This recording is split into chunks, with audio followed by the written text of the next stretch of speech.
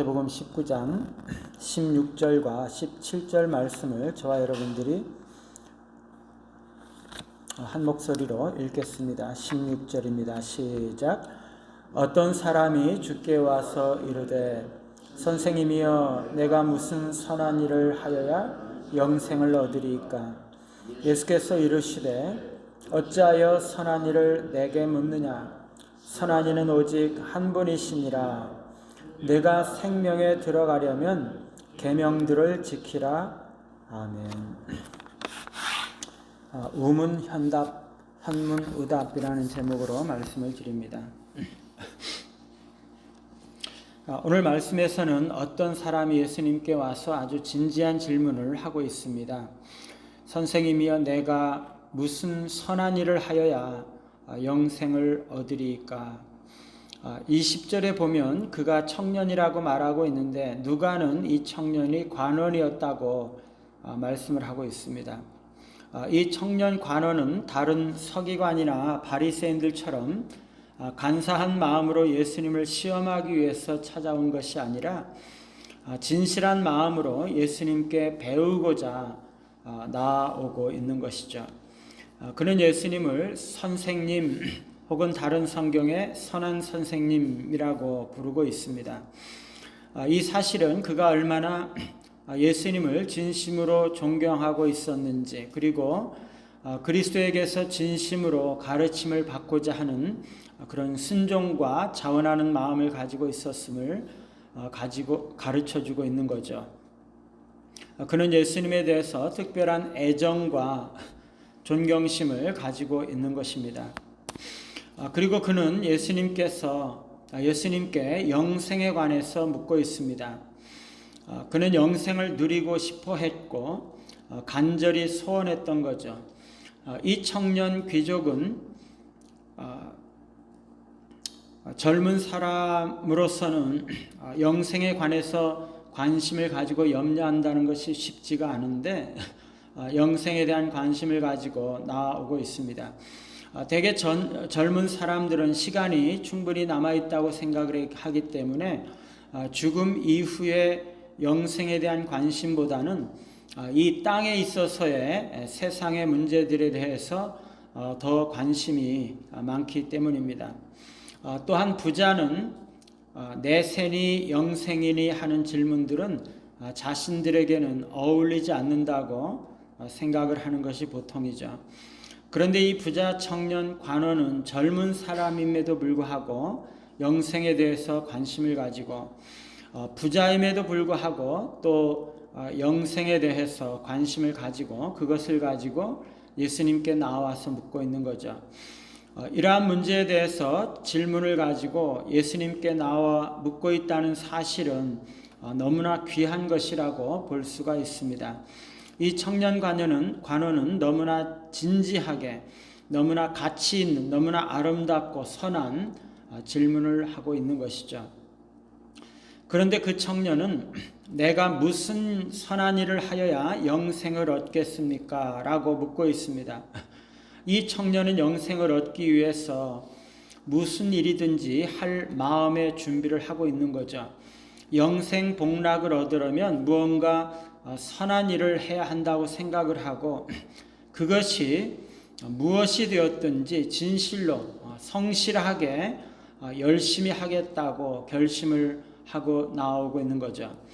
그래서 무슨 선한 일을 해야 영생을 얻을 수 있는지를 묻고 있는 것입니다. 그런데 이 질문은 너무나 어리석은 질문이죠.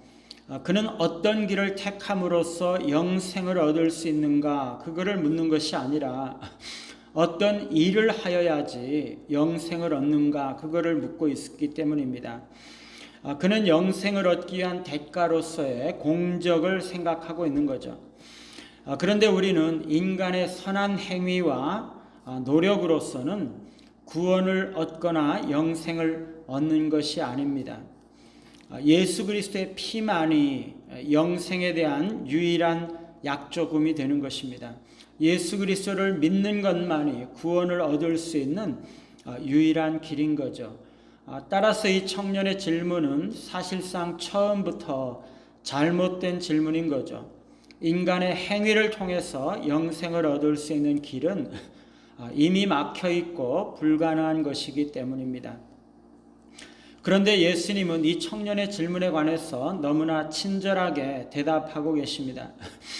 예수님은 먼저 자신을 선한 선생이라고 부르고 자신에게 선한 일에 관해서 묻고 있는 것에 대해서 말씀하시죠. 어찌하여 선한 일을 내게 묻느냐? 혹은 다른 번역에서 내가 어찌하여 나를 선하다고 일컫느냐? 선한 이는 오직 한 분이시니라. 이것은 예수님께서 청년을 책망하기 위해서 하시는 말씀이 아니고 다만 예수님의 가르침에 권위를 주장하고 계시는 것입니다. 오직 한 분만이 선하신 분이시기 때문에 내가 하나님께로부터 왔다는 것을 알지 못한다면 나를 선한 선생님이라고 부르는 것은 잘못된 것이다. 그런 의미죠. 예수님은 자신이 하나님께로부터 오신 분이심을 주장하면서 선하신 하나님께로부터 오신 분이신 것을 주장하면서 자신의 가르침의 권위를 더하고 계시는 것입니다.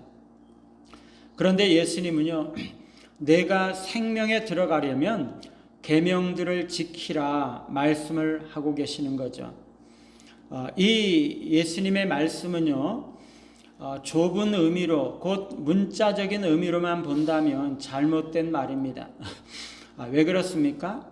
아까도 말씀을 드렸지만 우리 인간의 노력이나 행위를 통해서 혹은 율법을 준수하는 어떤 그 외적인 행위와 삶이 우리에게 구원을 받게 하거나 영원한 생명을 얻게 하는 것이 아니기 때문입니다.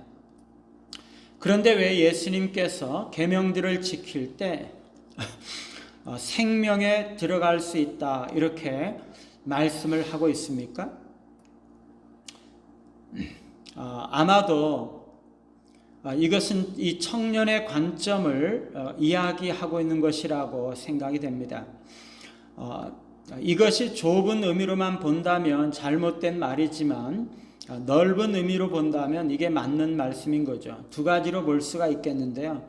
여기서 말씀하시는 계명을 모세 율법의 계명만이 아니라 아담에게 준 행위 언약의 계명을 포함한다고 보면 지금 예수님의 말씀은 행위에 따른 의를 말씀하고 있는 거죠.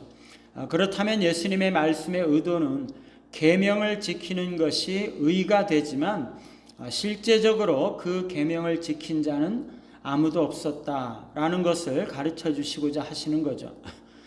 또 다른 해석은요, 예수님께서 말씀하시는 계명은 예수님을 믿는 것 혹은 예수님 자신의 말씀에 대한 순종까지를 포함하는 것이라고 볼 수 있는 것입니다.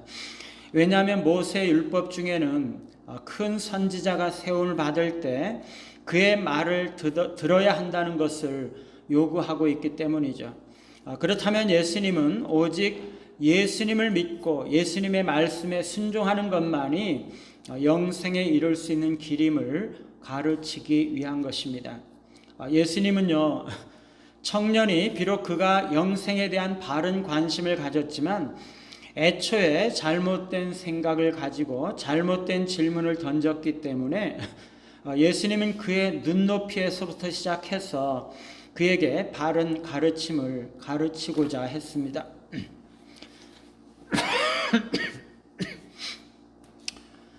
예수님은 청년을 책망하고자 하지는 않았습니다. 다만 그가 있는 잘못된 자리에서부터 시작해서 바른 진리를 가르치시고자 하시는 거죠.